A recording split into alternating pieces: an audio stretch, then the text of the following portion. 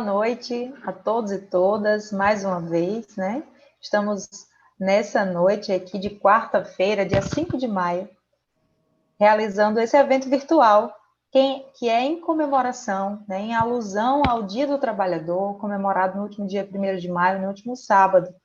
O evento que é realizado pelo Sindicato dos Trabalhadores do Poder Judiciário do Estado do Rio Grande do Norte, o Sindijustiça. Eu sou Ana Alice Lima, sou jornalista, faço parte da equipe de comunicação do sindicato e vou estar hoje à noite aqui ajudando a conduzir essa live com vocês. Bem, gente, como o tema é Dia do Trabalhador, né? Nada mais importante do que a gente falar de uma das pautas mais importantes para a classe trabalhadora nesse momento, que é a reforma administrativa.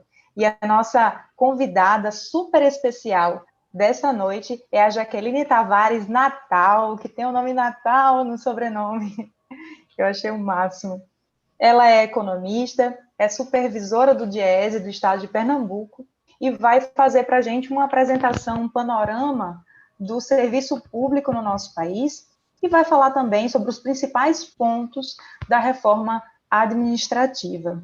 Mais uma vez, boa noite a todos. Boa noite, Jaqueline. Silvia, que é da diretoria do sindicato, também já está aqui presente. Edilson Júnior. Isaac. Como nós estamos com 15 minutinhos aí de atraso do início da nossa live, eu gostaria muito de convidar a Silvia, representando a diretoria do sindicato, para fazer uma palavra. Dá uma palavra, Silvia, do sindicato a respeito da... Entrou? Ótimo. Gerson Nilson, boa noite. Boa noite para todos. Boa noite. Gerson, como você acabou de entrar, eu tinha acabado de iniciar, ia chamar a Silvia para falar, e eu gostaria muito, eu sei que você acabou de entrar, mas seja bem-vindo. E eu estava apresentando, fiz uma rápida apresentação aqui da Jaqueline, que é a nossa convidada especial dessa noite. E para abrir a nossa live, eu queria muito que o sindicato fizesse uma fala, né? Eu gostaria muito que você pudesse falar um pouco sobre a realização desse evento, o quanto que é importante a gente promover esse espaço para conversar com os servidores sobre a reforma administrativa, que é uma pauta tão importante para os servidores públicos, principalmente, mas para toda a sociedade brasileira. Com a palavra, Gerson Nilson Martins. Boa noite a todos. Primeiramente, eu gostaria de agradecer a presença da nossa convidada do DIEESE, que vai, com certeza, esclarecer ainda mais a reforma administrativa nesse cenário do serviço público, do servidor público de modo geral. E o tema é muito pertinente, Annalise, porque nós vivemos uma caça aos servidores públicos, né?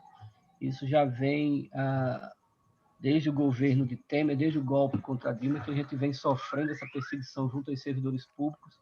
Na realidade, essa perseguição já é bem antiga, né? Os direitos dos servidores públicos já vêm sendo tirados de longa data e se intensificou mais especificamente com a apresentação dessa PEC 32, que é a reforma administrativa, que o governo atual tenta passar para a sociedade que é algo benéfico, que você vai trazer mais benefícios, que você vai caçar os marajás do serviço público, ou seja, o mesmo discurso que Collor de Mello utilizou há alguns anos atrás, estão voltando a empregar novamente agora. E nós sabemos bem quem são os marajás do serviço público, né?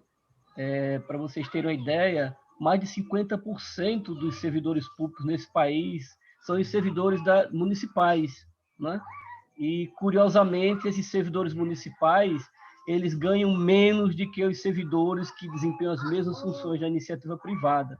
Então, tem muitas informações que a população precisa saber, né? E saber que essa PEC é uma tremenda armadilha, principalmente com um novo princípio que eles estão querendo introduzir, que vai permitir com que o Estado abra mão de prestar os serviços públicos e gratuitos que a população mais carente precisa e que não tem condições de pagar, e que, de certa forma, pode oferir algum lucro para a iniciativa privada e vai transferir isso de mão beijada para a iniciativa privada.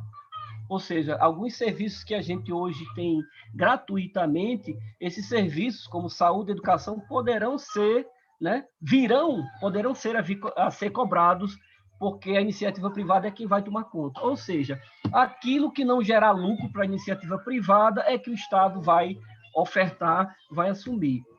Outra balela, outra mentira deslavada que pregam é que essa reforma administrativa não vai afetar os atuais servidores públicos. Como não vai afetar os atuais servidores públicos se você vai criar 5 novas formas de vínculo para o serviço público, onde a maioria vai deixar de contribuir para o regime privado e vai contribuir para o regime geral da Previdência? Quem vai pagar os atuais aposentados? Quem vai pagar as nossas aposentadorias quando nós chegarmos ao tempo de nos aposentarmos?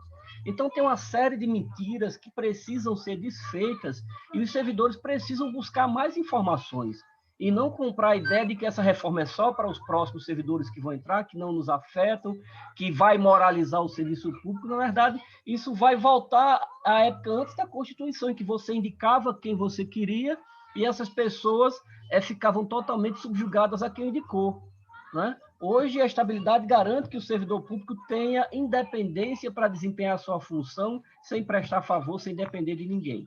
Então, essa live de hoje, com certeza, vai trazer muito esclarecimento nesse sentido, e todo o trabalho que os sindicatos e o Centro de Justiça vem fazendo é nesse sentido, é conscientizar não só os servidores, mas conscientizar principalmente a população, que será a principal prejudicada com essa PEC 32, a chamada reforma administrativa. Então, é isso que eu queria dizer. Estou até um pouco exaltado no discurso, porque quando eu começo a lembrar do que tem nessa PEC, realmente causa uma revolta muito grande, porque no Brasil hoje, tudo de ruim, todos os desmandos, todas as desgraças que acontecem no país hoje se atribui aos servidores públicos que aqui desempenham suas funções, quando na realidade a gente bem sabe que as más gestões dos nossos governantes é que nos trouxeram onde nós estamos e que a gente não tem orçamento hoje justamente porque eles blindaram uma dívida pública que consome mais de 40% do orçamento da União e ingessa qualquer outro tipo de aplicação. E eles querem manter o pagamento desses juros às custas do servidor público, às custas dos cortes que eles estão propondo nessa PEC medonha que foi apresentada aí pelo governo Bolsonaro por intermédio do seu guru Paulo Guedes. Então, gente, vamos à palestra. Fica aqui o meu agradecimento antecipado mais uma vez à palestrante que vai expor o tema e também a todos que estão participando desse encontro aqui, mais um encontro onde a gente vai ter mais informações para que a gente possa realmente formar as nossas opiniões, mas com base em fatos reais, e não em mentiras, como vem sendo pregado por aí os 4 cantos do Brasil. Isso. Muito obrigada, Gerson Nilson, pelas palavras. Eu gostaria, mais uma vez, de agradecer a presença de todos vocês aqui, de cada uma que dedicou um tempo da sua noite da quarta-feira para estar conosco. Queria registrar a presença de Renato Assis, que é supervisor técnico do DIEESE aqui do estado da Paraíba, parceiro nosso, participou ativamente aí do processo de construção da database aqui no nosso estado. Que bom ter a sua presença aqui com a gente, viu, Renato? Muito obrigada. E, além dele, eu queria registrar também a presença de alguns membros da nossa diretoria, né? A diretora Silvia Regina está aqui conosco, diretora de formação sindical, e também Edilson Júnior, nosso diretor administrativo. Então, agora, sem mais demoras, eu vou só falar rapidamente o nosso formato. Eu vou passar a palavra agora para a Jaqueline Teixeira Natal, que é supervisora do DIEESE de Pernambuco. Ela terá de 30 a 40 minutos para fazer a explanação, vai apresentar também, vai ter um material que ela vai apresentar aqui para a gente. Eu gostaria de pedir a todos que queiram fazer alguma intervenção, ao final, após a fala dela, registra aqui no chat que quer falar, ou registra a pergunta que você deseja fazer, que após a apresentação da Jaqueline, a gente vai abrir esse espaço de debate. E teremos também, nessa noite, sorteios de alguns prêmios que o sindicato preparou para vocês, tá bem? Então, agora, Jaqueline, por favor, a palavra é sua. Ok. Obrigada, Analice. Obrigada a todas, a todos, todos e todes. Agora a gente a gente coloca, fala para o conjunto mais amplo, reconhecendo a diversidade, né, como um componente importante da política. Queria cumprimentar um carinho especial meu companheiro Renato Assis, mas eu acho que o Helder também está na sala, se eu não me engano. Se for o Helder que eu estou pensando, é o Helder do Diese. Por favor, Helder, se for você, coloca aqui no chat para a gente registrar a sua presença. E me desculpe. Nada, se for você, Helder, tudo bem. Se não for, melhor ainda, tudo bem também. Estamos todos e todas do mesmo lado. Queria muito agradecer o convite de participar de uma atividade, né? A gente aqui, antes de começar a nossa conversa, nós estávamos num papo do mundo virtual. O mundo virtual tem vários problemas, né? Esse formato 3x4 dá uma angústia, né? Ele é bom porque ele economiza dinheiro, aí o diretor administrativo fica feliz da vida, mas esse negócio da gente se enxergar num quadradinho é ruim, né? Doido para dar um abraço, trocar uma conversa, tomar uma cerveja, por aí vai, e não, por enquanto não. Por isso que a gente está lutando pela vacina, né? Comida no prato e vacina no braço. Queria saudar o sindicato por estar mobilizado, por fazer esse debate, né, em relação ao Dia do Trabalhador e Trabalhadora desse país. Agradecer, colocar o Diese, como sempre, à disposição de todas e todos. Enfim, e vou passar para a minha apresentação. Agradecer o convite em especial na pessoa da Silvia, que foi a pessoa que entrou em contato comigo. A gente conversou bastante outro dia, né, Silvia? Tarde da noite, a gente quase não desligava o telefone, mas enfim. A apresentação que eu vou fazer para vocês estão vendo? Tá legal a apresentação? Tá enxergando direitinho, né?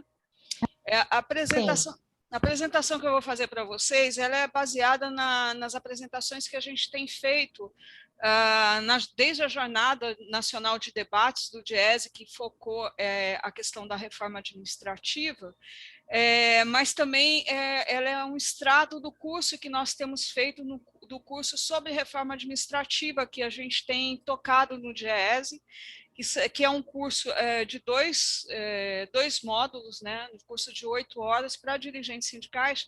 E assim, o legal dele também, já falando de novo desse mundo virtual, é que a gente consegue reunir pessoas das mais diversas origens, tanto geográficas como sindicais, para fazer um bom debate e fazer e construir estratégias, discutir as realidades locais.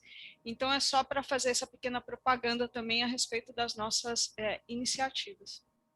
Bem, já passando para o meu tema, queria mostrar para vocês, acho que a primeira tela da apresentação ela é bem ilustrativa, né? Quando a gente fala de reforma e a gente pensa no espaço, por exemplo, que a gente vive, no espaço do nosso sindicato, a gente sempre pensa que a gente vai melhorar o espaço que a gente está vivendo, a gente vai melhorar as condições de funcionamento do sindicato e tal.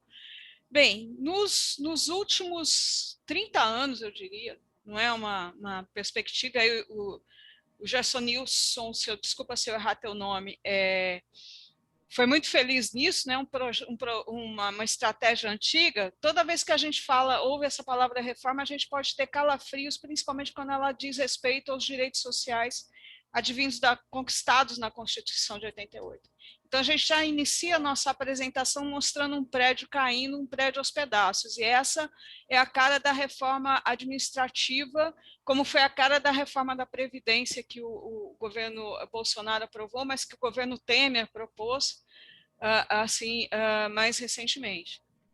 Então, essa é a imagem que eu queria deixar para vocês da reforma.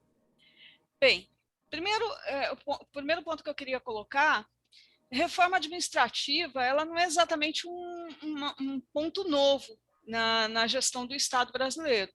Na realidade, uma reforma administrativa é sempre uma iniciativa de modificar a forma de organização e a estrutura e funcionamento da máquina pública, da administração pública, né? O discurso é sempre com vistas a melhorar o seu desempenho, a sua eficácia, mas o pano de fundo é sempre, aliás, mais recentemente tem sido sempre a questão fiscal.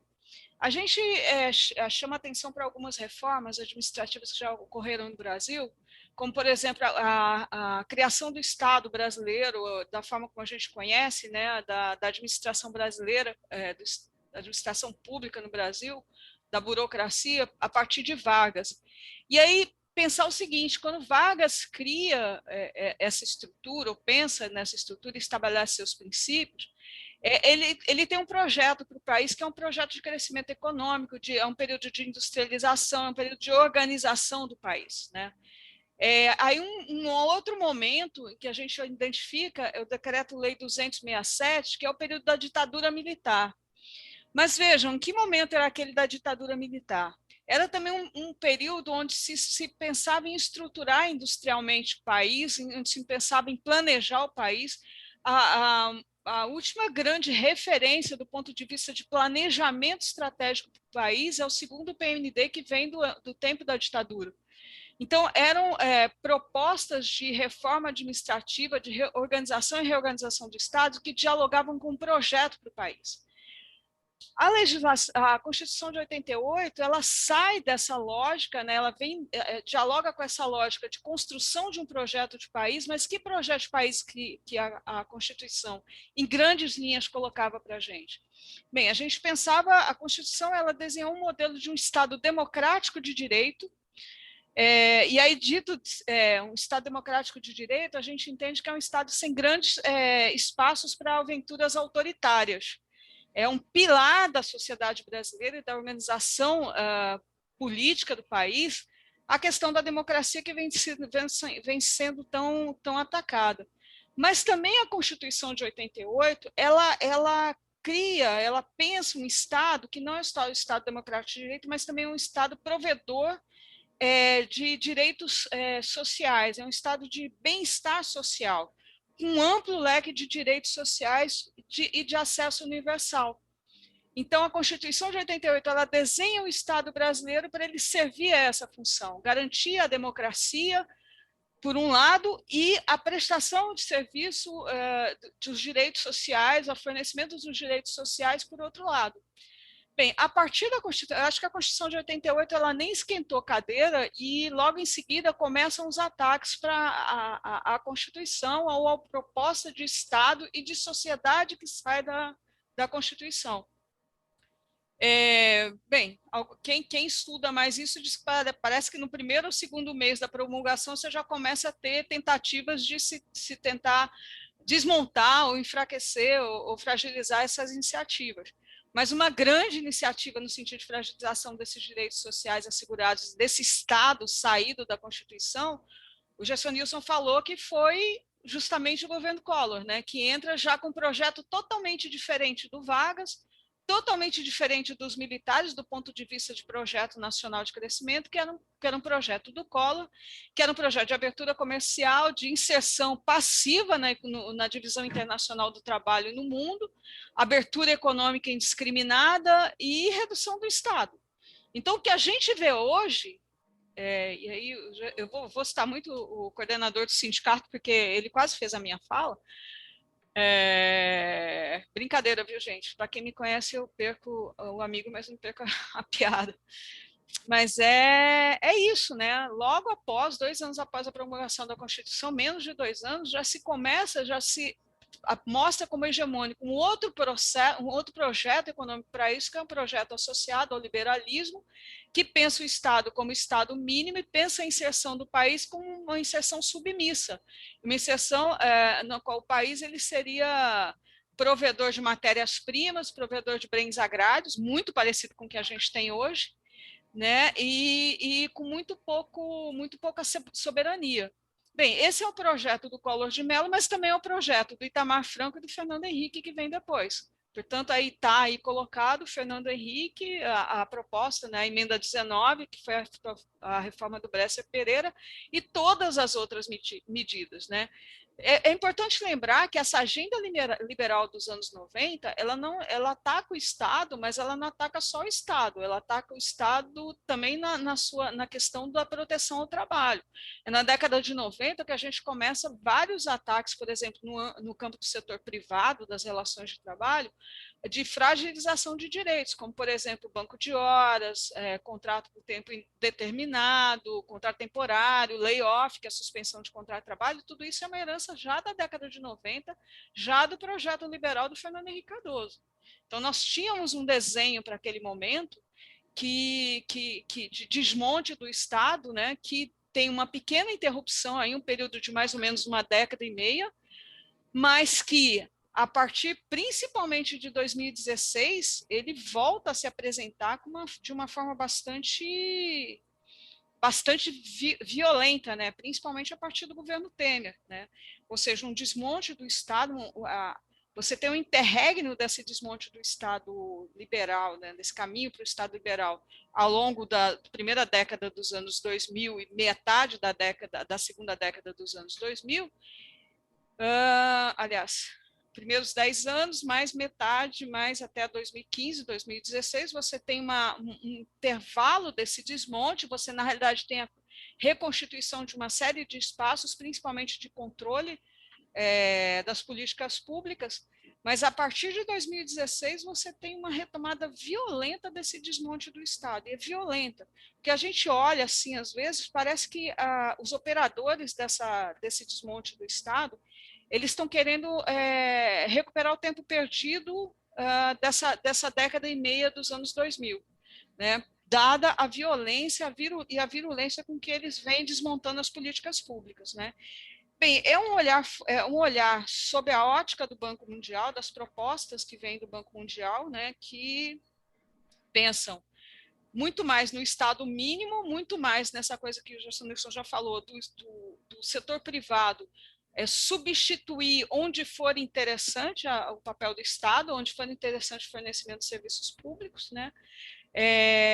E quando a gente fala de reforma administrativa, é sempre bom a gente lembrar, não é o meu direito enquanto servidor público que está sendo atacado apenas, mas é o papel do Estado nessa sociedade, em que sociedade nós estamos. Se a gente olhar a partir dos dados, a partir principalmente da pandemia, que agravou muito esse quadro social, nós estamos falando da redução do papel do Estado numa economia onde você tem 112 milhões de pessoas que vivem em insegurança alimentar, ou seja, se alimentam agora e não sabem quando e como vai ser sua próxima refeição. É dessa conjuntura e desse projeto de redução do tamanho do Estado que a gente está falando, né? Portanto, é fundamental dialogar não só com o servidor e servidora pública, mas também com a população.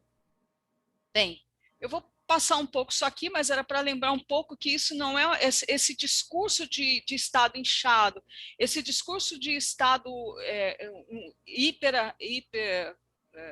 Estado muito grande, e a política de Estado mínimo, de tentar implantar o Estado mínimo, ela, na realidade, ela não é um discurso novo, a gente conhece bem para os mais experientes ou os menos jovens, conhecem bem o que foi a trajetória do Collor de Mello, mas que ela foi bastante reforçada pelo Fernando Henrique Cardoso, e a narrativa é sempre a mesma, né?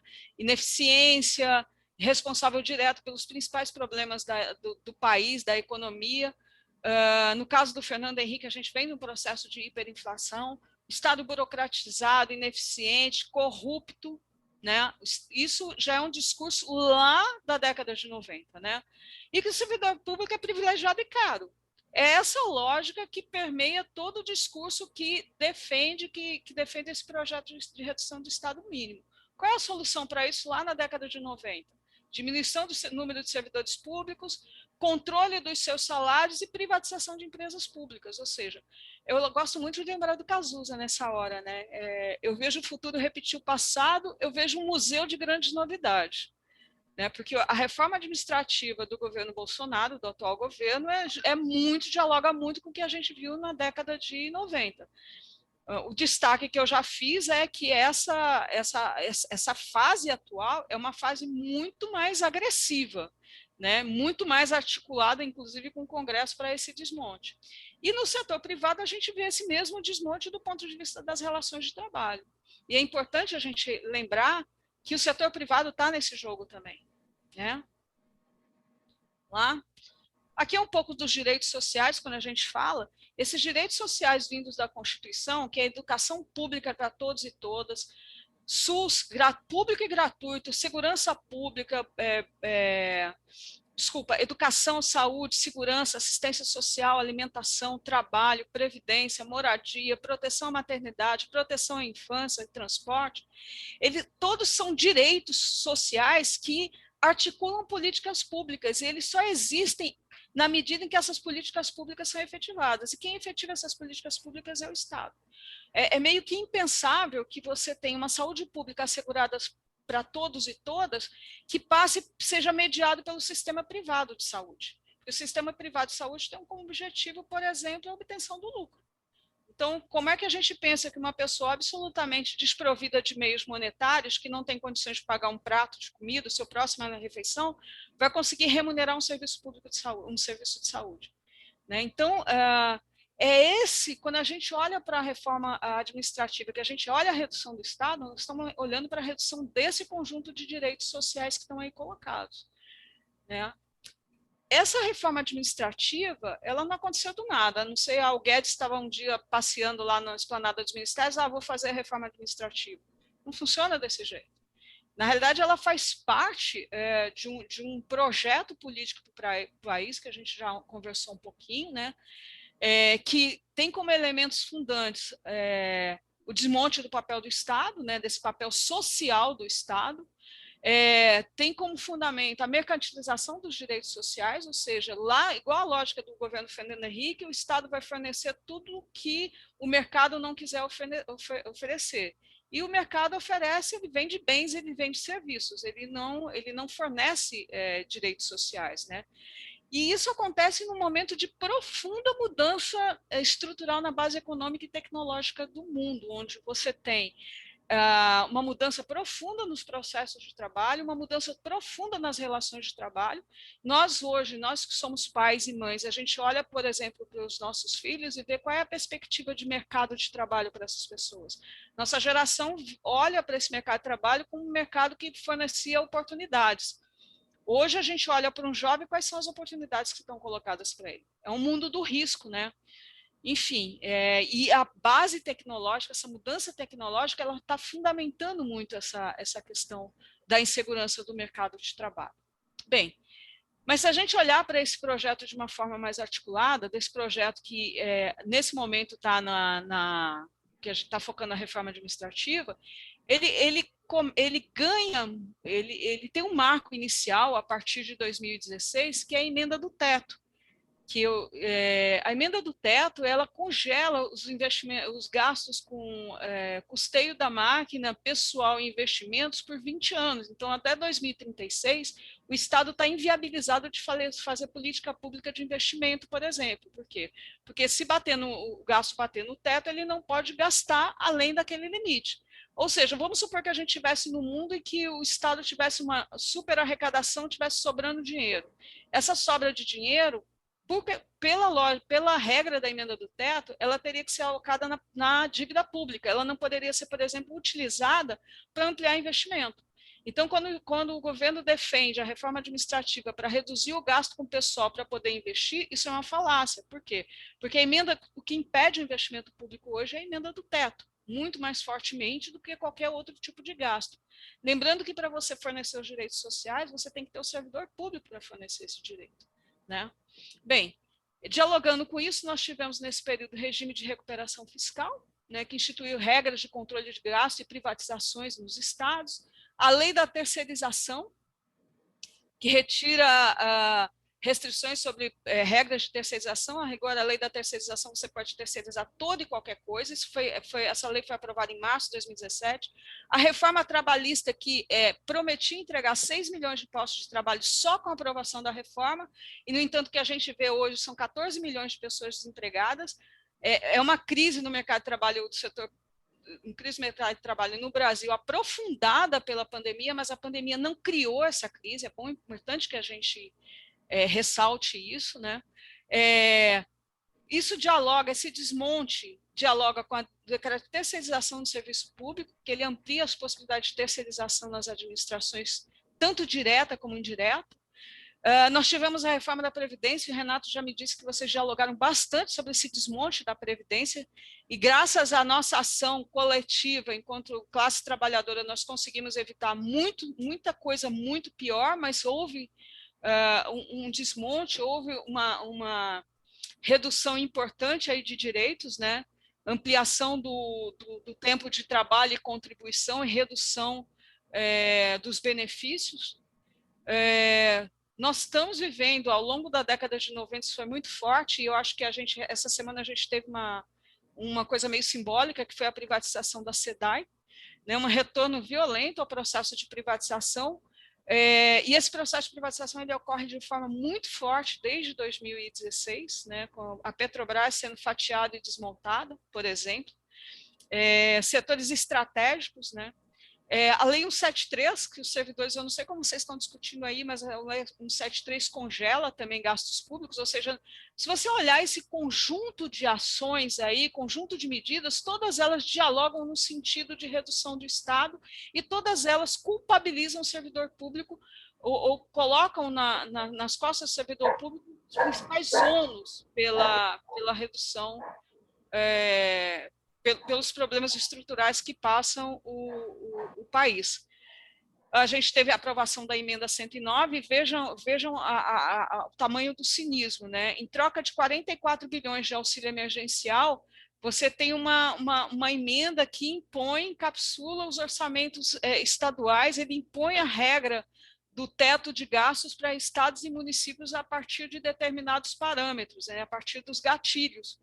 Então, assim, você descer goela abaixo um modelo que está inviabilizando o Estado brasileiro e a política pública brasileira, você descer goela abaixo para estados e municípios. Ou seja, esse governo também ele olha para essa crise sanitária que a gente está vivendo e enxerga essa crise como uma janela de oportunidade para ele colocar seu projeto andando, né? Isso é uma coisa extremamente importante para a gente olhar. Falando já um pouco da reforma, né, para quem teve a curiosidade de olhar a exposição de motivos, o diagnóstico é muito semelhante ao que vem da década de 90. E é um diagnóstico que vem sistematicamente sendo construído, seja pela elite econômica brasileira, seja pelos meios de comunicação hegemônicos no país, seja por diversos momentos de gestores que ocuparam o Estado, a gestão do Estado brasileiro. O que é isso? Qual é esse diagnóstico? A percepção na sociedade de que o Estado custa muito caro e entrega muito pouco, que os serviços públicos, via de regra, são ruins, que o Estado é obsoleto, ou seja, tudo no Estado é anacrônico, obsoleto, pouco dinâmico, irracional. Isso é uma imagem construída do Estado brasileiro. Muitas vezes, em muitos serviços, isso de fato se coloca. Né? Muitas vezes a gente vai acessar algum serviço público e, de fato, a gente tem muita dificuldade. E muitas vezes essa dificuldade ela dialoga diretamente com o projeto para que aquela dificuldade aconteça, né? Para provar para a sociedade de que aquilo, de fato, é ruim. Nós temos, por exemplo, dá um exemplo bem interessante. Você vai para um sistema público de saúde, faltou determinado medicamento, só podia ser no setor público. Isso faz parte de um projeto de você, de fato, pintar o serviço público prestado como uma coisa ruim, como uma coisa pouco ágil, como uma coisa burocrática. A sua gestão é muito complexa e pouco flexível, principalmente a gestão de pessoal, porque os servidores públicos não podem ser demitidos, o que é uma grande mentira. De 2013 até 2019, já foram mais de 8 mil exonerações no serviço público, ou seja, há processo, sim, de redução, de punição de servidores após processo administrativo por problemas na execução do seu serviço. É um serviço público distante da realidade. Segundo a lógica da exposição de motivos, é justamente o gasto público com servidores que limita a capacidade de investimento. Ele não toca na dívida pública, ele não toca na emenda 95. Ele diz que o problema do Brasil é que a gente gasta muito com servidor público que não faz nada e, portanto, a gente precisa resolver isso. Para resolver isso, ele coloca uma série de medidas que a gente vai olhar agora. Ninguém diz, por exemplo, que a gente tem vacina hoje no país graças ao setor público, né? O Instituto Butantan é público, a Fundação Oswaldo Cruz é pública, boa parte das pesquisas de enfrentamento de várias questões da pandemia saem das universidades públicas, dos institutos públicos, nada disso é mostrado como público. Pelo contrário, muitas vezes, logo no começo da pandemia, quando a gente ligava o Jornal Nacional, eles falavam da pesquisa nos hospitais de São Paulo, sendo feitas, mas eles não repercutiam as pesquisas dos institutos públicos, ou se repercutiam era muito rápido, era sempre o foco nos grandes hospitais, privados, como se essa fosse a realidade. Na realidade, isso é exceção. Bem, qual é a proposta do governo para resolver esse diagnóstico? Bem, a proposta passa por esses 6 eixos. Ele extingue o regime jurídico único da União, Estados e Municípios, portanto, com isso ele bota uma pá de cal na dita estabilidade do servidor público e nos seus pressupostos, cria 5 vínculos distintos de contratação, facilita o desligamento do servidor público, ele possibilita a retirada de direitos e benefícios dos atuais, dos futuros servidores públicos que porventura venham a ocupar cargo público, e dos atuais, incentiva instrumentos de cooperação, ou seja, privativa os serviços públicos, e amplia o poder do executivo de extinguir e transformar cargos, órgãos, autarquias e fundações por meio de decreto. Tá? Se a gente olhar isso aqui é um mapa em grandes linhas, do que propõe a reforma administrativa. Quando a gente olha para algumas medidas, a gente não vai conseguir esgotar isso aqui, porque isso inclusive, uma aula do curso que a gente está dando. Ele coloca algumas coisas bem... a característica das propostas desse governo é uma característica em alguns momentos, de muita sutileza nas suas propostas. Por exemplo, hoje nós temos, no artigo 37 da Constituição, 5 princípios que regem a atuação do servidor público: legalidade, impessoalidade, moralidade, publicidade e eficiência. A reforma administrativa insere outros 8 princípios. Tá? Em alguns, você parece que tem uma duplicidade, você tem uma repetição. Mas, por exemplo, eu grifei aqui imparcialidade. Imparcialidade, quando você olha assim, você olha meio... Primeiro, você tem que olhar desconfiado, né? Porque se está lá, por que eu estou colocando de novo? Bem, imparcialidade nos lembra muito, por exemplo, o fato de você ter hoje um acompanhamento de um conjunto de servidores que militam nos movimentos antifascistas, por exemplo, que são monitorados, por exemplo, pelo Gabinete de Segurança Institucional. Ou seja, lembra muito aquela coisa da neutralidade, do fato de, por exemplo, determinado professor de história não poder defender determinada visão da história que não dialogue com o poder de plantão. Pode ser isso? Pode ser. Pode estar trazendo nesses princípios de atuação do servidor público uma vedação às suas posições políticas, inclusive para fora da sua área de atuação, quando a gente pensa nesse monitoramento de GSI. Bem, são um conjunto que estão aí colocados, mas eu queria também chamar a atenção para o último que está grifado, que é a subsidiariedade. Bem, o que é a subsidiariedade? Isso não é uma novidade na Constituição, né? A Constituição diz que o Estado é subsidiário em diversas áreas econômicas, que ele pode exercer monopólio em áreas estratégicas, mas no conjunto das atividades econômicas ele vai agir subsidiariamente, ou seja, ele vai apoiar, mas ele não vai ser o protagonista do setor, ou daquele setor econômico. Ele arrasta isso para dentro dos princípios colocados para o serviço público, e ele coloca que a inclusão desse elemento, conjugado com os termos de cooperação, que é o próximo slide, ele indica que o Estado deixa de ser o responsável, na visão da reforma administrativa, deixa de ser o responsável direto por fornecer aqueles bens, aqueles direitos sociais, e ele passa a ser subsidiário, ou seja, ele passa a apoiar o setor privado na execução dos serviços públicos, por exemplo, de educação e saúde. Não é mais obrigação do Estado fornecer esse serviço, né? E aí, lembrando da privatização da SEDAI, interessante que um dos blocos que foram colocados para leilão, ele não foi vendido. E é justamente o bloco da Zona Oeste, não lembro se é Zona Oeste ou Zona Norte do Rio, que é justamente a zona onde você tem a população de baixa renda. Ele não foi vendido aonde? Na Zona Sul, foi vendido na Barra, foi vendido o filé mignon do serviço do consumo de água e esgoto do Rio de Janeiro, mas onde as pessoas têm dificuldade de pagar, ninguém quis, o setor privado não quis. Então, isso é um bom aviso para a gente, né? Então, é importante olhar para isso. Essa questão da subsidiariedade associado aos instrumentos de cooperação que a reforma traz, ele é bastante preocupante nesse sentido, né? Ou seja, a reforma ela cria os instrumentos de cooperação que permite que empresas do setor privado, e não necessariamente organizações sem fins lucrativos, mas empresas com fins lucrativos, elas assumam serviços públicos, inclusive compartilhando a estrutura física e a utilização de recursos humanos do próprio setor público. Então, você pode ter o setor público com fins lucrativos entrando na estrutura de escolas e hospitais e fazendo a gestão daquele equipamento público, inclusive dos servidores públicos que estão ali dentro. Tá? Isso é assegurado, bem, e aí interessante, é uma regra da reforma administrativa que é isso. Lei federal disporá sobre as normas gerais. Então, ele cria o princípio na Constituição, portanto, é política de Estado, mas como esse princípio vai funcionar, quais são as regras de fiscalização, de remuneração, se as pessoas vão ter que pagar ou não por esse serviço prestado, é lei federal disporá sobre as normas gerais. Ou seja, a gente não tem a menor ideia de como vai ser essa normatização. Quer dizer, ideia a gente tem pela linha geral do governo.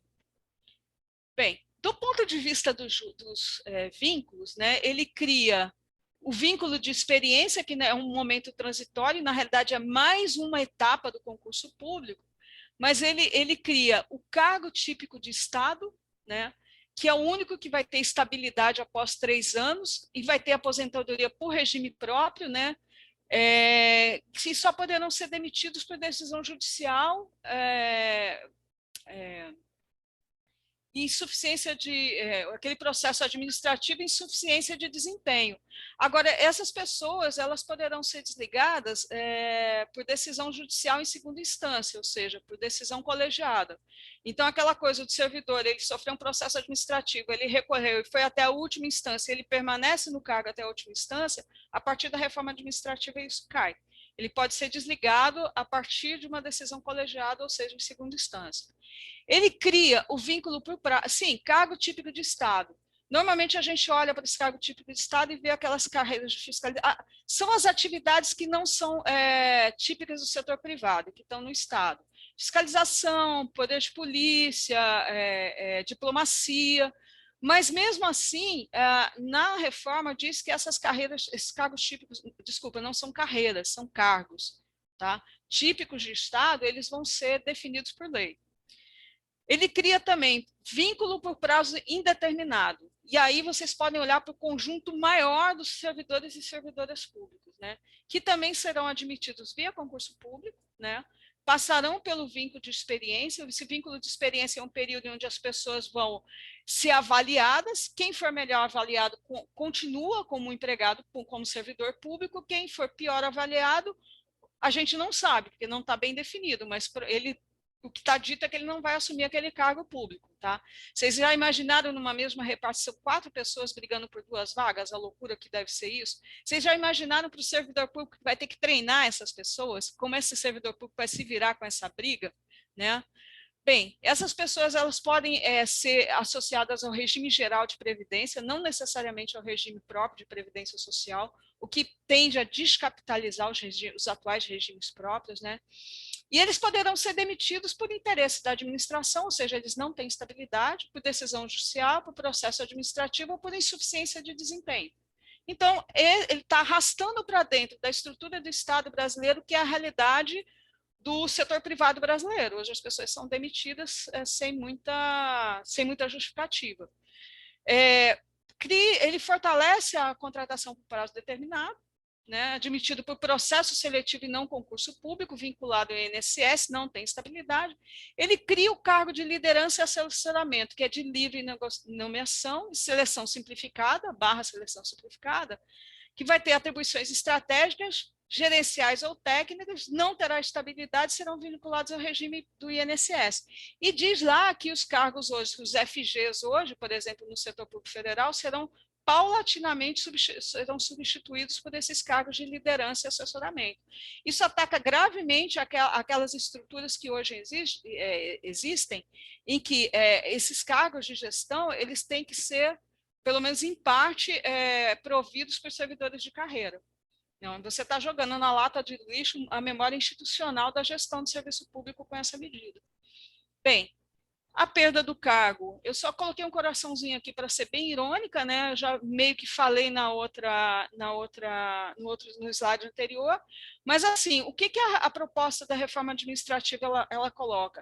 Ela constitucionaliza uma série de perdas de direitos, né? De fragilização dos vínculos trabalhistas dentro do setor público, mas ela não detalha como isso vai acontecer. Em vários momentos, uma lei disporá, né? Uma lei ordinária disporá. A lei ordinária era praticamente um decreto, né? O quórum para a aprovação dela é muito pequeno.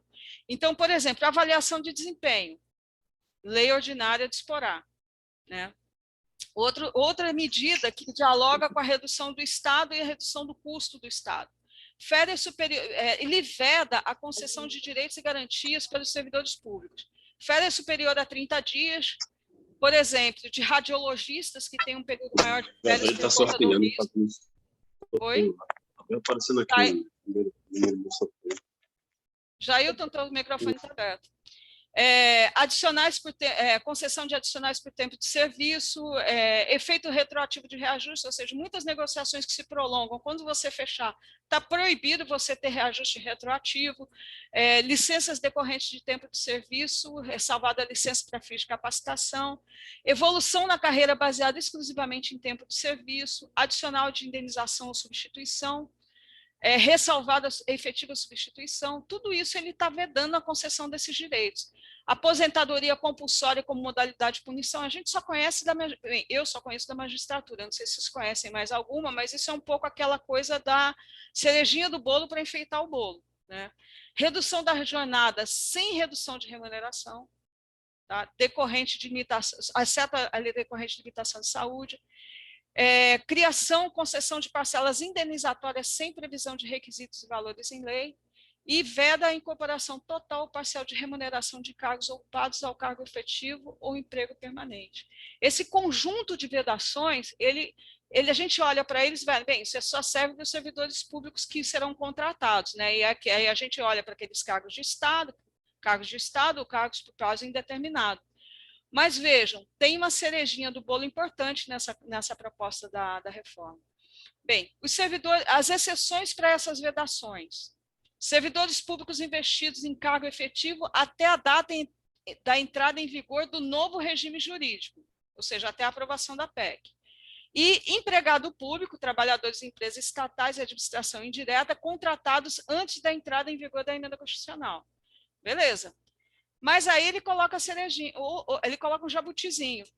Desde que a lei específica que conceda esse benefício, que será vedado para os próximos entrantes, esteja vigente até 1º de setembro de 2020, exceto se houver alteração na revogação da referida lei. O que ele está querendo dizer com isso? Bem, se eu tinha uma lei que me garantia 40 dias de férias até 1 de setembro de 2020, eu vou continuar com esses 40 dias de férias.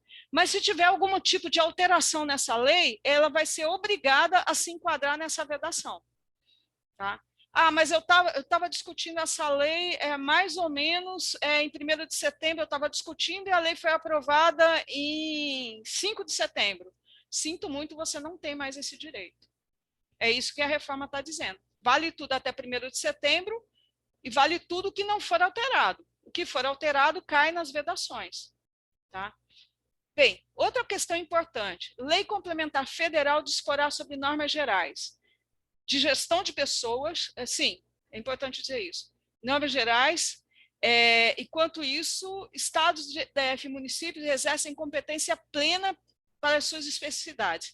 Depois que essa lei complementar for aprovada, a competência suplementar e suspensão do que for contrário à lei nos seguintes pontos. Ou seja, está valendo, o que a gente tem hoje está valendo, nos nossos planos de cargo, por exemplo. Se algum elemento do nosso plano de cargo, a partir da aprovação da lei complementar, ele contrariar essa lei, vale o que está dito na lei complementar, ou seja, ele acaba com o poder de estados e municípios de fazer a legislação de gestão de pessoas, de política remuneratória e de benefícios, de ocupação de cargos e liderança e assessoramento, de organização da força de trabalho no serviço público. E isso é interessante. O que é a organização da força de trabalho no serviço público? É a organização sindical?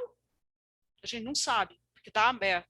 progressão e promoções, desenvolvimento e capacitação de servidores, duração máxima de jornada para fins de acumulação de atividades remuneradas. Ou seja, uma lei complementar federal que tem um quórum bem reduzido e um processo bem rápido, vai dispor sobre esse conjunto de 7 pontos que hoje são atribuições dos governos subnacionais, estados e municípios do DF, e dos poderes. Então, você vai ter um módulo básico para aquilo ali. O que não é contrariar a lei complementar, tudo bem, mas o que, por uma aventura, contrariar, não vai valer. E aí, por exemplo, os planos de cargo que, em alguma medida, prevêem a evolução do servidor por tempo de serviço. Bem, isso já foi vedado pela proposta da emenda. Vocês acham que isso vai passar na lei complementar? Vai continuar valendo? Não vai. Então, ele vai mexer de cabo a rabo em planos de cargos e salários, por exemplo. É um ataque violento a poder discricionário de estados e municípios de fazer gestão de pessoal.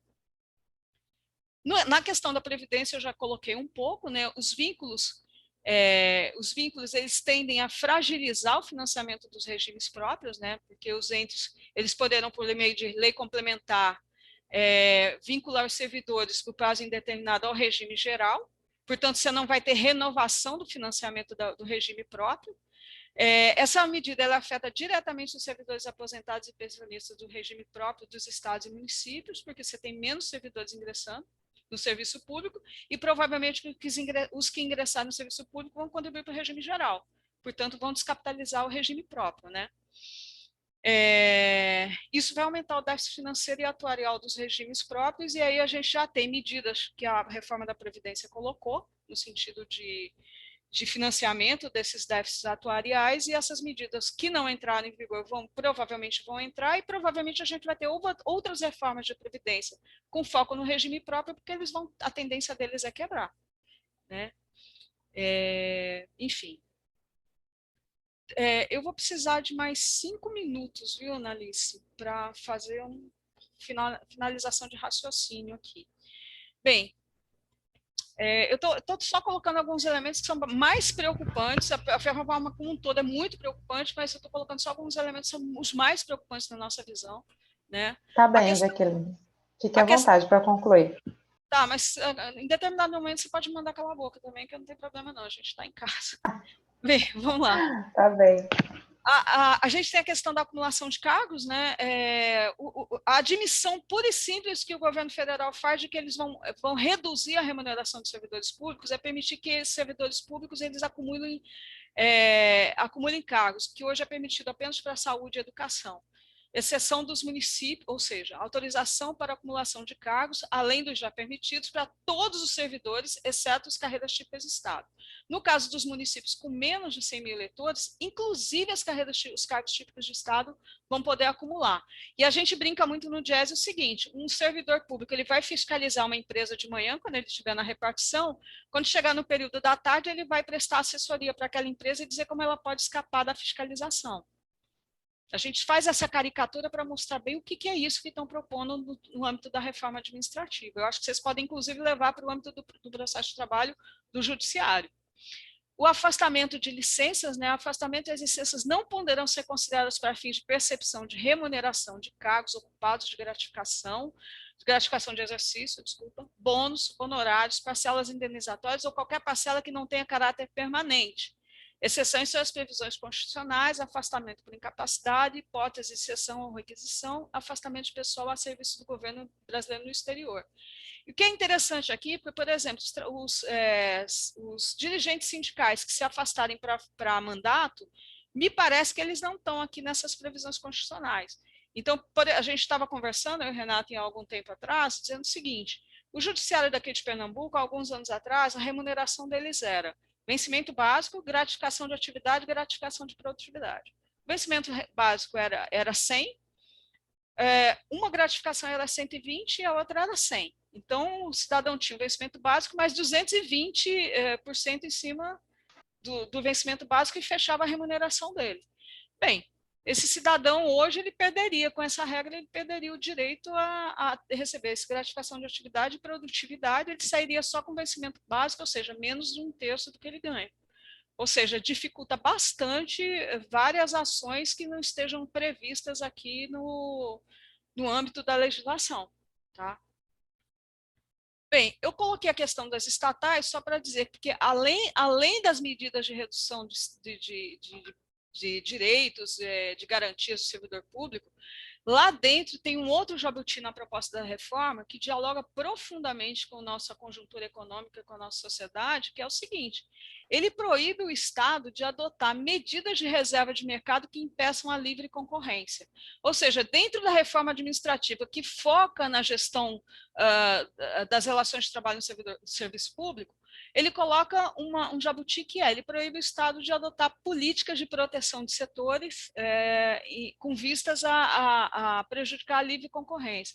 Com isso, um monopólio, por exemplo, sobre exploração de recursos naturais e a execução de serviços estratégicos pode ser revista, além de limitar a atuação do Estado. O Estado não pode mais proteger setores para desenvolver aquele setor econômico. Bem, isso dialoga com o Estado mínimo e está colocado dentro da reforma administrativa. Vocês veem que é tudo coordenado. Tá? A redução salarial com redução de jornada de trabalho saiu da 186 e da 109, que foi promulgada a 109, mas ela permanece na reforma administrativa. Então, o governo ele tem um projeto, ele tem um plano e ele vai continuar batendo nessa tecla até a gente cansar ou a gente derrubar.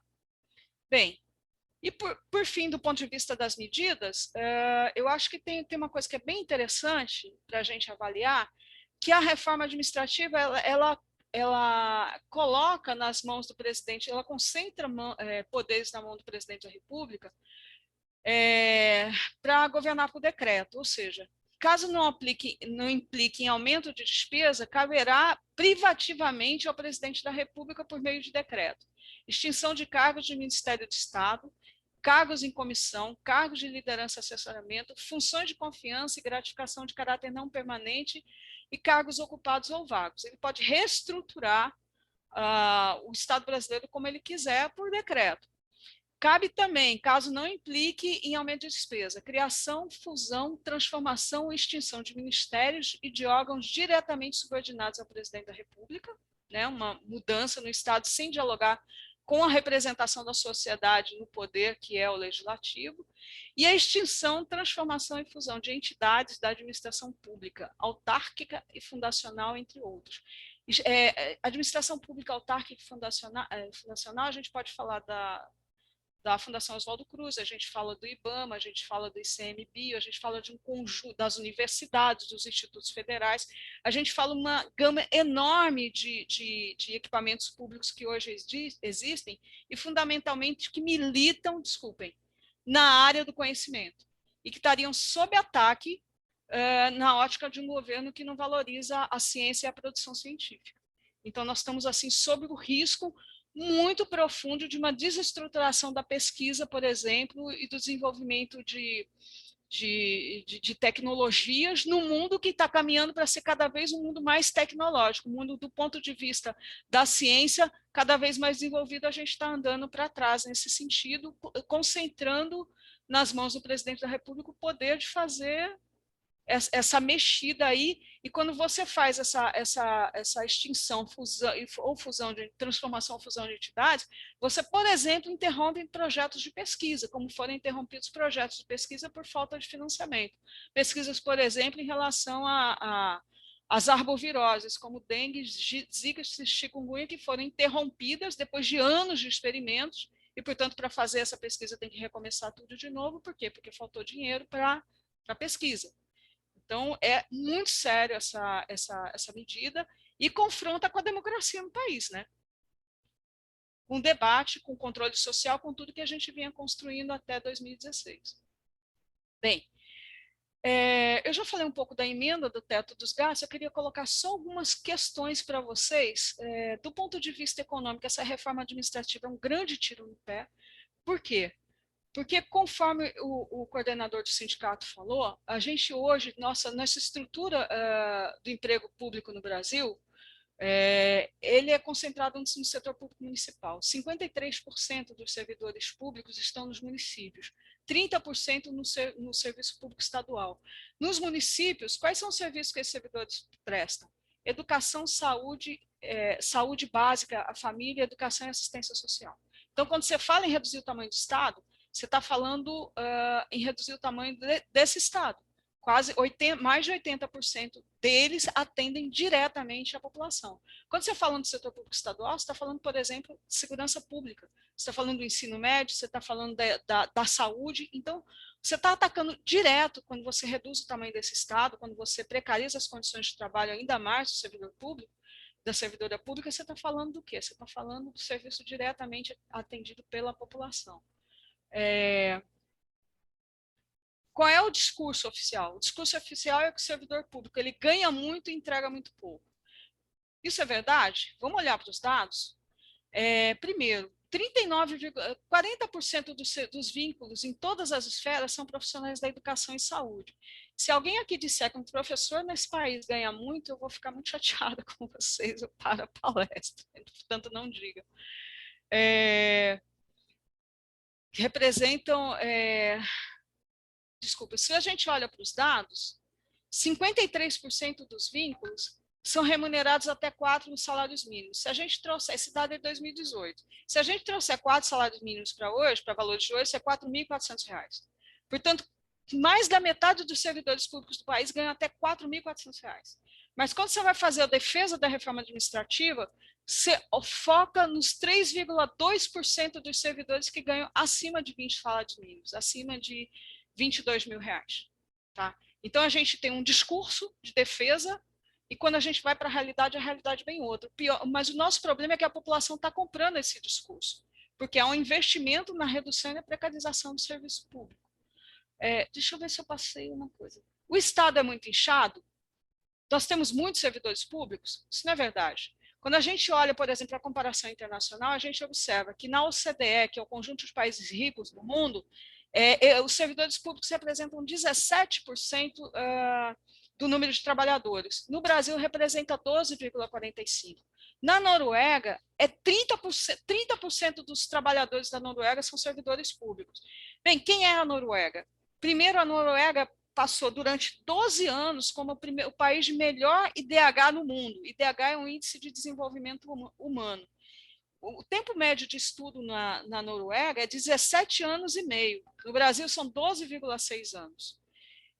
A renda per capita da Noruega é $65 mil. No Brasil, em 2019, era $15 mil. Aí vocês vão me dizer que a Noruega tem servidor público demais. Ninguém diz isso. Mas quando a gente olha para o Brasil, olha para a gestão e para o projeto Brasil, não, o Brasil é que tem demais. Eu diria que com esses indicadores sociais a gente deveria trocar com a Noruega, a gente deveria aumentar a quantidade de servidores públicos para atender a população e a Noruega, em tese, poderia diminuir. Só que eles não diminuem porque eles sabem o efeito social disso, né? Vamos lá, em relação à população. Vamos lá. Bem, são um conjunto de dados que vocês já devem ter visto em várias palestras do GES e tal. A gente vai passar. Eu acho importante falar isso. Os 25% de melhores rendimentos no setor público brasileiro municipal ganham R$ 1.339. Nós estamos falando, nesse caso aqui, 23,5% ganham até 2 salários mínimos, que seriam R$ 2.200. Mas quando a gente olha para os 25% dos servidores públicos dos municípios de menor rendimento, a média é R$ 1.339. Nós estamos falando que esses servidores públicos vão ser atingidos pela reforma. Quando a gente olha para a mediana, são menos de 2 salários mínimos. Quando a gente olha para os melhores remunerados, a média é 3.381. Esses servidores representam mais da metade dos servidores públicos que vão ser atingidos pela reforma administrativa. Portanto, a proposta de reforma administrativa ela se sustenta em cima de mentiras. Bem, a gente tem no serviço público uma mão de obra mais qualificada, 51,8% dos servidores, 1% dos servidores públicos têm ensino superior completo, e esse número aumentou por conta do ingresso via concurso público, e a gente vê que os novos contratos tendem a fragilizar isso, principalmente com a ampliação das possibilidades de contrato por tempo determinado e a criação dos cargos de assessoramento esqueci o outro termo. Quando a gente olha para o setor privado, apenas 15,7% dos seletistas do setor privado têm nível superior. Então, a gente olha que a própria remuneração do servidor público, ela obedece a uma lógica hoje de meritocracia que é tão discutido, né? Que é tão incentivado. Quando a gente olha para algumas funções dentro do setor público e compara com o setor privado, eu vou chamar a atenção só de uma. Médicos em medicina diagnóstica e terapêutica. Servidores públicos ganham em média R$ 9.160, os seletistas do setor privado R$ 14 mil. Ou seja, os servidores ganham 4 mil, quase 5 mil reais a menos. Tá? Então, aí a gente começa a olhar para dentro e ver que tem muita iniquidade nesse discurso de que os servidores públicos ganham muito. Deixa eu ver aqui. Tá. Servidores públicos como proporção da despesa total do tesouro, total do governo. Nós tínhamos em 97 que os pessoal em cargos do governo central representavam 30% das despesas. Essa proporção caiu para 21,71%. Portanto, o argumento de que aumentou o gasto público pessoal, ele não se sustenta do ponto de vista da comparação dos gastos. O que aumentou dentro do gasto do serviço do setor público em termos de despesa que nos chama muito a atenção? Isso aqui. Juros nominais como proporção do PIB. No mesmo ano de 2017, a gente gastava 2% das despesas do setor público com juros nominais para pagamento de dívida. Em 2019, isso mais que dobrou para 4,3%. O que eu estou querendo dizer para vocês é que em 2020, por exemplo, só com juros o governo gastou 300, só em juros, viu? 315 bi em 2020. Hoje, o governo federal, e para encerrar, o governo federal chantageou o Congresso Nacional com a emenda 109 para liberar 44 bilhões de auxílio emergencial, sendo que só de juros, nós não estamos falando de rolamento, dos encargos financeiros que representam 42% do PIB. Nós estamos falando só de juros, nós estamos falando de 315 bilhões que dariam para pagar. Se alguém puder fazer essa conta para mim, mas acho que dá para pagar mais 5 vezes o que é o auxílio emergencial de 2021. Portanto, o problema do nosso Estado brasileiro, de como ele funciona, e do discurso de defesa da reforma administrativa, de que nós temos um excesso de pessoal e um excesso de gasto, ele não se sustenta. Na realidade, ele esconde uma iniquidade muito grande, que é a transferência líquida de dinheiro da população, de dinheiro de impostos que são recolhidos da população, do mais pobre ao mais rico, se bem que o rico não paga tanto, né? Então, do mais pobre ao menos pobre, vamos melhorar essa frase, e que é direcionado, 42% é direcionado para a dívida pública. Ou seja, de cada R$1 que a gente paga de imposto, 42 centavos vão direto para o sistema financeiro.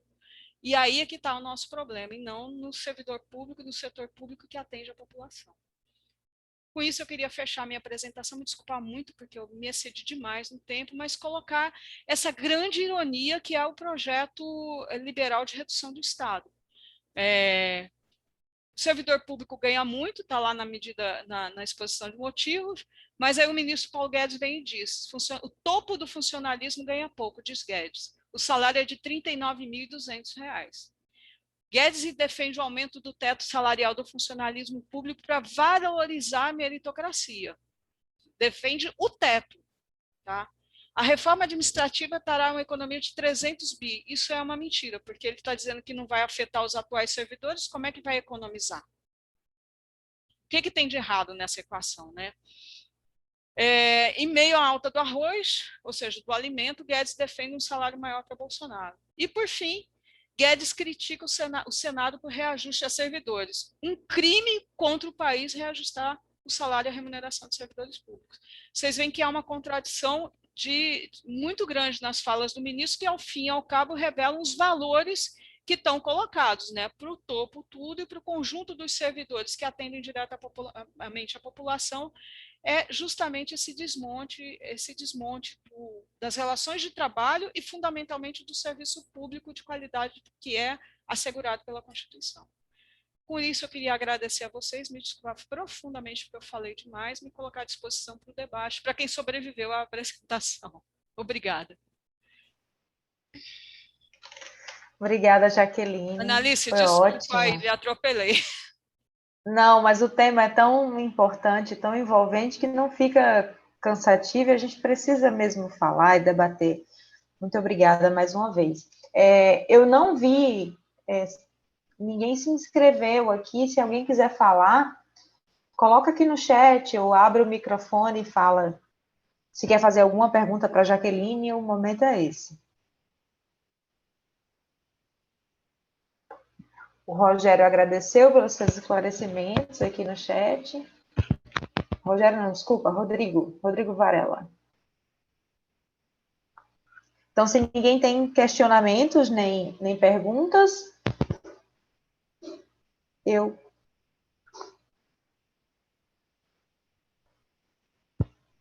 A Cássia agradeceu também, falou que foi muito legal. Silvia, nós podemos passar então para o sorteio? Oi, boa noite. Está me ouvindo bem? Boa noite, estou te ouvindo bem. Eu estou com o celular, anotei aqui, só preciso agora tirar uma dúvida em relação à Mari. Dela completo para a gente colocar uma numeração para ela. Mari, por favor, coloca aí no chat o seu nome completo para que a gente coloque uma numeração para você.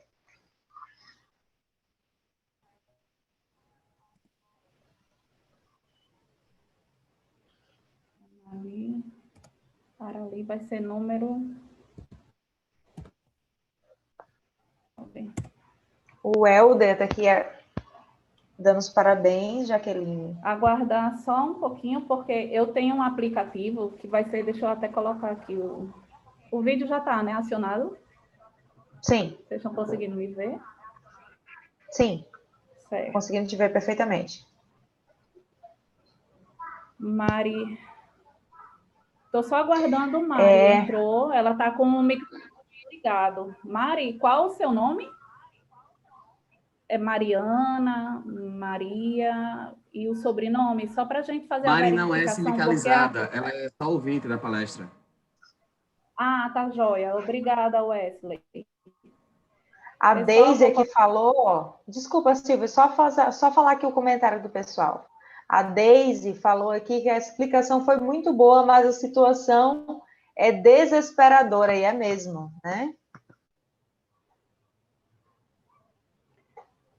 Vamos lá, podemos começar? Sim, depois eu falo os outros comentários. Desculpa, vocês vão começar o sorteio, desculpa.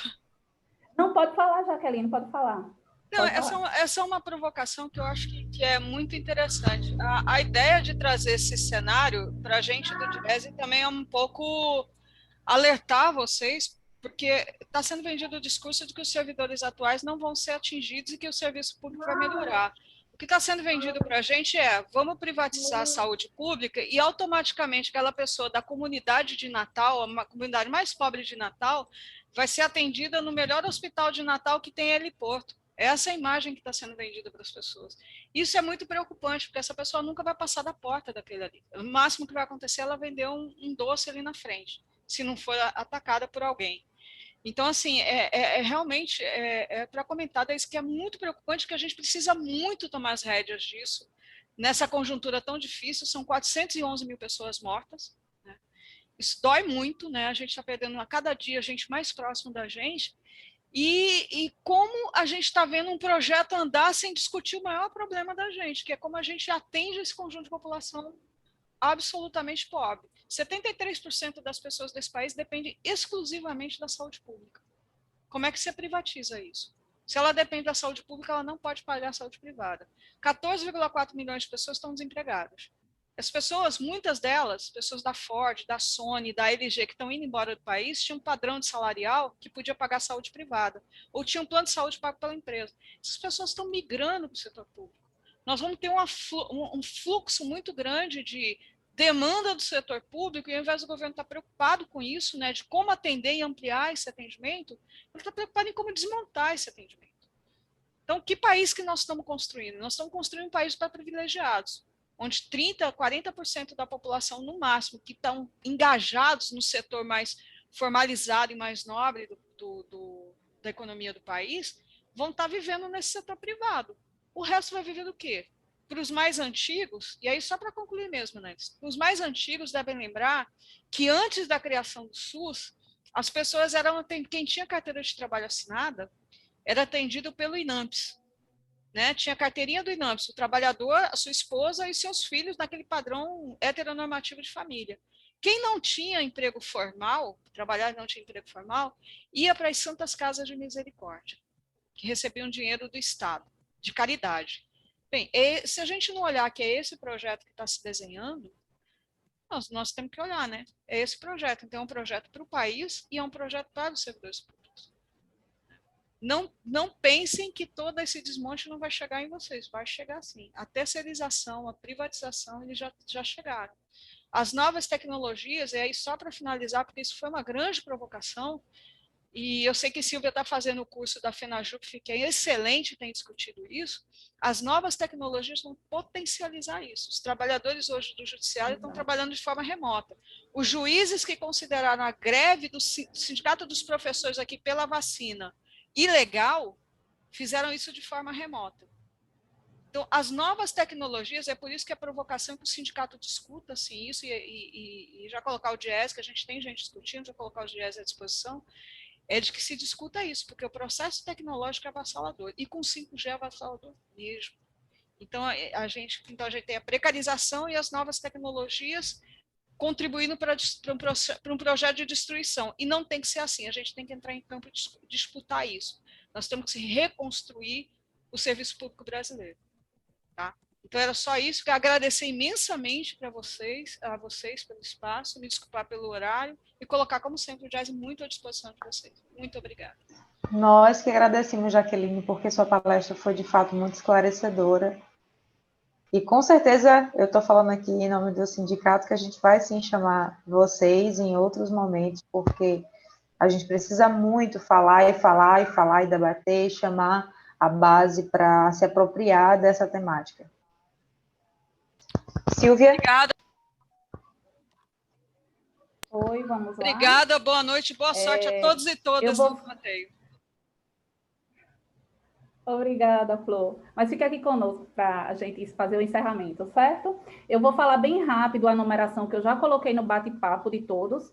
A gente encerra agora com Francis Van, que foi o último que entrou, e acabou ficando com a numeração 20. Vou repetir bem rápido, porque no bate-papo já tem o nome de cada um e o nome do...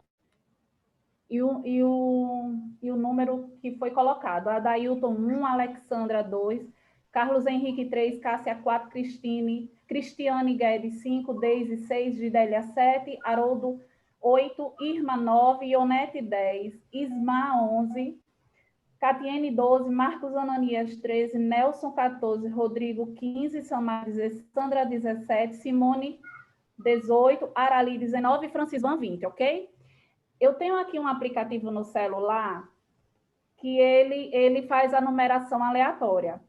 Eu vou botar que eu quero 16 números que ele me dê numa ordem, porque aí de uma vez só a gente já faz a ordem dos 16 números que vão receber cada uma premiação, só que eu vou botar que esse aplicativo ele gere do número 1 ao 20, porque são 20 pessoas.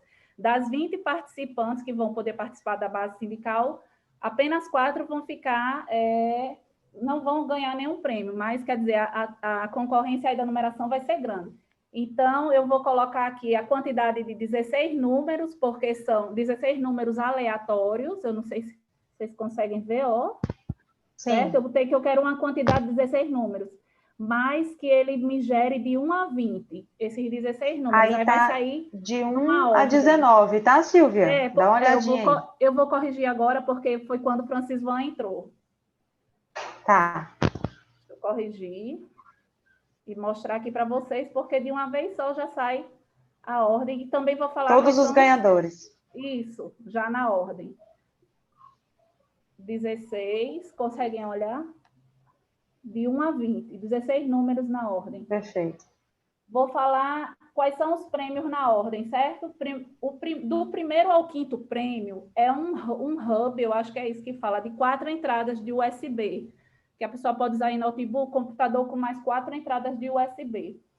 O sexto prêmio é um mousepad com apoio. O sétimo é um apoio de pulso para teclado. Oitavo, um teclado mais mouse sem fio. O 9 é um suporte de pés ergonômico.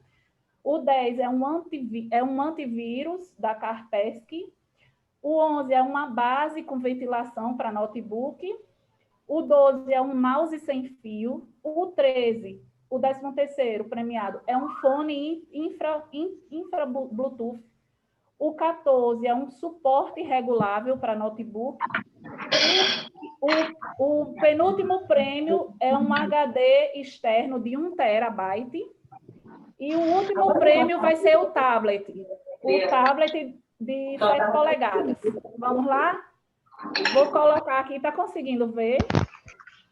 Eu vou botar, Sim, vai aparecer para vocês sim. aí. Vamos lá, sortear. Boa sorte a todos. E todas. Deixa eu ver se eu apertei. E todas. É aqui embaixo, sortear.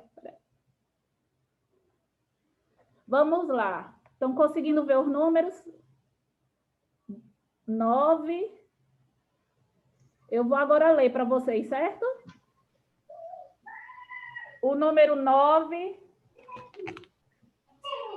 Irma. O 10, Ionete. O 12, Catiene. O número 1, Adailton. O 16, Samara. O 3, Carlos Henrique. O 19, Arali. O 5, Cristiane Guedes. O 8, Haroldo. O 15, Rodrigo Varela. O 6, Deise. O 4, Cássia. O 13, Marcos Ananias. O 20, Francis Van. O número 2, Alexandra. E o 17, que ganhou o tablet, Cassandra. Passar aqui novamente para vocês verem a ordem que o aplicativo gerou. Ok? Foi isso. Coisa boa. Eu queria pedir um favor, gente. Quem puder abrir a câmera para a gente fazer um registro dos presentes na nossa reunião aqui, para a gente fazer um print da tela bem bonito. Até eu pedi ajuda ao Wesley, que está acompanhando aí. Wesley, por favor, faz os prints também, porque aí a gente vê qual é o melhor. Wesley, só um instante. Todas essas 20 pessoas, você tem o WhatsApp delas, eu tenho da maioria, mas não tenho de todos. Você tem no sistema? Você está sem microfone fechado. Era bom comunicar aqui que as pessoas que ainda estão aqui presentes, que amanhã ligasse para o sindicato, né? Você vai estar com a lista aí, você vai passar para mim, para a gente ver como é que vai fazer a entrega dos prêmios. Vai ficar bem melhor, porque às vezes a gente tem e às vezes não. Eu lhe passo os nomes com a numeração. Rodrigo queria saber qual foi o prêmio dele, né? Ele ganhou o antivírus, Rodrigo. Rodrigo Varela ganhou o antivírus. Foi o antivírus que pode ser colocado no dispositivo móvel ou no computador. Assim ele... Okay. O de Francis Van, qual foi o prêmio? Diga aí, Francis Van. Francis Tudo Van bem, foi o cara. número 20. Francis Van foi o suporte para notebook regulável. Show de bola. Todos bem, já gente, estão com as câmeras para poder bater a foto? Não é isso, Você Maria? fez aí, Wesley? Eu fiz também. Não, deixa eu fazer aqui. É porque assim, deixa eu só abrir a tela toda para fazer um... Aqui. Peraí. Eu queria que aparecesse mais pessoas na minha tela, mas... No meu, deixa eu ver como é que eu faço aqui, porque aí aparece... Ah, apareceu a tela toda agora. Perfeito. Deixa eu olhar para a câmera também. Todo mundo tá aparecendo mais gente. Pronto. Deixa aparecer mais aí. Coisa boa. Vou dar mais um tempinho, porque tá entrando mais gente. Tá entrando parabenizar mais gente. ao sindicato pelo evento, pelos esclarecimentos. Agradecer a Jaqueline. E eu coloquei no chat aqui, eu acho um tema bem interessante, essa questão do avanço tecnológico e Aí o tá aberto impacto também o que isso vai microfone. trazer nos trabalhos, no Não, trabalho de modo fecha o geral. microfone. Eu acho que o trabalho é o grande desafio das gerações futuras, né? Se vai ter trabalho para essas pessoas. Acho um tema legal que, se o sindicato puder trazer alguém para falar sobre o tema, eu acho bem interessante. É isso, gente. Nós já estamos com 1h30, né, de live, então acho que a gente pode encerrar. Eu quero, em nome do sindicato, agradecer imensamente a presença de cada um de vocês aqui. E Silvia, o Gerson Nilson, algum membro da diretoria, mais dois diretores estavam conosco, que eu não mencionei no início da palestra, que foi o Jailton Cabral e o Isaac Linhares. Jailton, que é nosso diretor financeiro, e Isaac, que é diretor de relação intersindical, além da Silvia e o Gerson Nilson, que eu já tinha comentado, Renato, também o outro integrante do DIESA que estava aí, Helder, não é isso? E os servidores, muito obrigada, acho que foi muito rica a nossa live hoje. Isaac, quer dar uma palavrinha, Isaac, para a gente encerrar? Não? Se alguém da diretoria quiser fazer uma palavra final, Silvia. Oi, Annalise. Oi. Annalise, está ouvindo? Estou sim, pode falar. Primeiro, parabenizar aos participantes, né, as pessoas que dedicaram o seu tempo para participar dessa palestra, né, muito importante, né, que retrata a realidade do desmonte do serviço público, e que o sindicato, mais uma vez, foi muito feliz, né, com a escolha do tema e com a escolha da palestrante.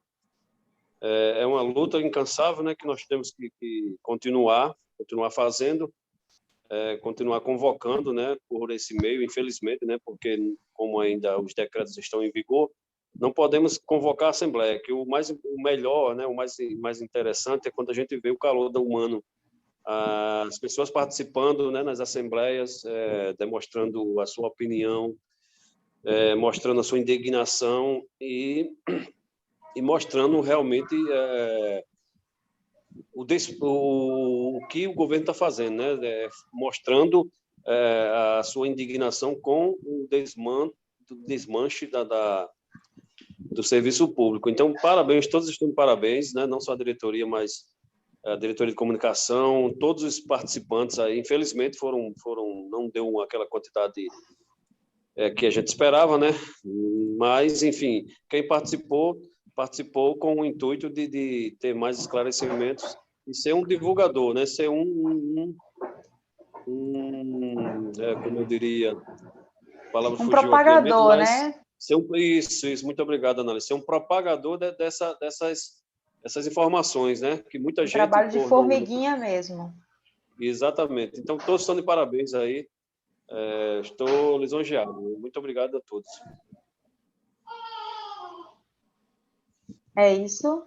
Mais uma vez, agradecer a palestra, né? Agradecer a contribuição da Jaqueline Linhares, desculpa, a Jaqueline Teixeira Natal, pela excelente explicação, foi muito clara, assim, ficou muito claro. Eu acho que a maioria das pessoas aqui já ouviu sobre a reforma administrativa em outros momentos, e eu acho que a sua palestra foi muito esclarecedora de fato.